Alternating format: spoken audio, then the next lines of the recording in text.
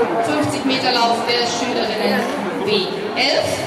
Gestartet wird hier in 4 Läufen.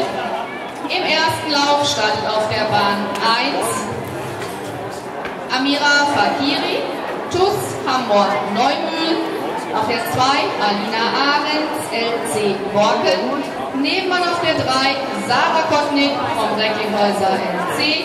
Der 4 Isabel Winter, FC Schalke 04.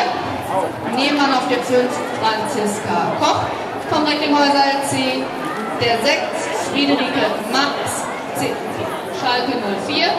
Und auf der 7 Antonia Blasquez vom Recklinghäuser LC.